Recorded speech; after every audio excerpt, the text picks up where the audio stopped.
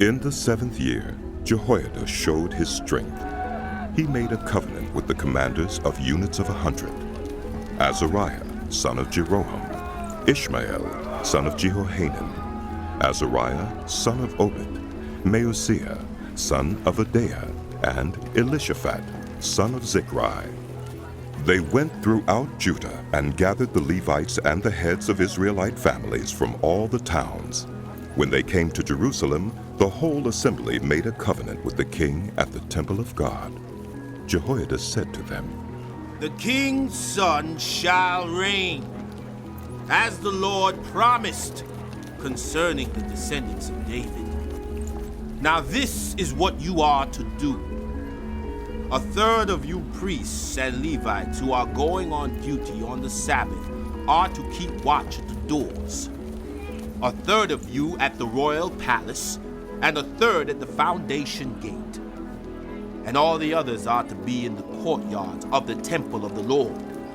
No one is to enter the temple of the Lord except the priests and Levites on duty. They may enter because they are consecrated. But all the others are to observe the Lord's command not to enter. The Levites are to station themselves around the king, each with weapon in hand.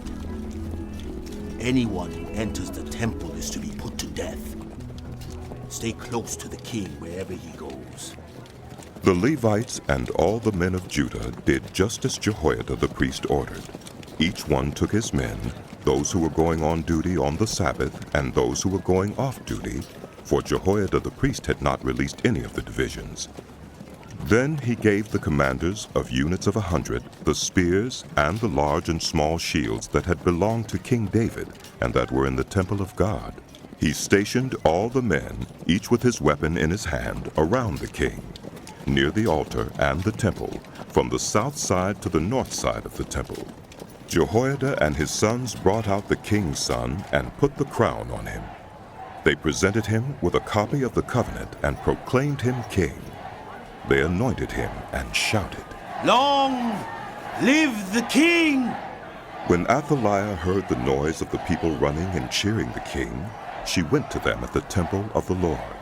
She looked, and there was the king, standing by his pillar at the entrance. The officers and the trumpeters were beside the king, and all the people of the land were rejoicing and blowing trumpets, and musicians with their instruments were leading the praises. Then Athaliah tore her robes and shouted, "Treason! Treason!" Jehoiada the priest sent out the commanders of the units of 100 who were in charge of the troops, and said to them, "Bring her out between the ranks, and put to the sword anyone who follows her." For the priests had said, "Do not put her to death at the temple of the Lord." So they seized her as she reached the entrance of the horse gate on the palace grounds, and there they put her to death. Jehoiada then made a covenant that he, the people, and the king would be the Lord's people. All the people went to the temple of Baal and tore it down. They smashed the altars and idols and killed Mattan, the priest of Baal, in front of the altars.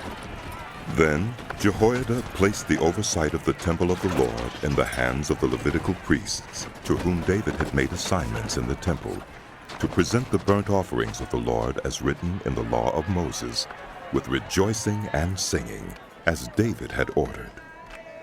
He also stationed gatekeepers at the gates of the Lord's temple so that no one who was in any way unclean might enter. He took with him the commanders of hundreds, the nobles, the rulers of the people, and all the people of the land, and brought the king down from the temple of the Lord. They went into the palace through the upper gate, and seated the king on the royal throne. All the people of the land rejoiced, and the city was calm, because Athaliah had been slain with the sword.